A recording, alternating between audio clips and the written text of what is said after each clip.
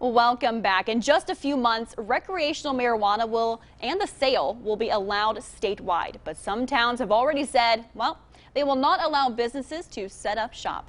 Others are taking steps to control where businesses can locate any of those shops. And one county in central Illinois is looking to prohibit it. Joining me now from the Woodford County Board is Blake Parsons. Blake, thanks for joining us this afternoon. Thank you.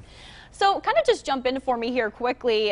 How did the board come to this decision? What led to that? So the Woodford County Board received quite a bit of public input from Woodford County residents after the bill was signed into law, and they really wanted to prohibit these businesses from moving into the county for a variety of reasons, public safety being among the biggest concern. Okay. A lot of board members received phone calls, texts, emails, and decided that we need to take up the issue. It originally developed through Public Safety Committee and was sent in to Conservation Planning and Zoning after it was apparent that it would be a land use issue, that we would be prohibiting these businesses from moving in. So the committee took it up, and the board, the committee at the time ultimately decided with the public input at the meeting that we would do a total prohibition of the cannabis entities from moving into the county.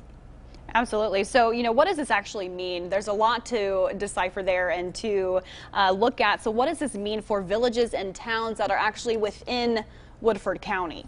That's a good question, because there is a lot of confusion, and people seem to be upset, that the governor has signed this bill into law. Some people would like to have the availability to use recreational cannabis, and the only thing that this is doing, it is not recriminalizing in Woodford County. This strictly is about the businesses, and that is only for unincorporated Woodford County. We did send letters out to all the villages and towns. They have an opportunity to enact their own ordinances if they please, either having the same prohibitive measures or allowing the sale. So we left that up to them, but we did make them aware of what the county's position was on this and the direction that we would be taking.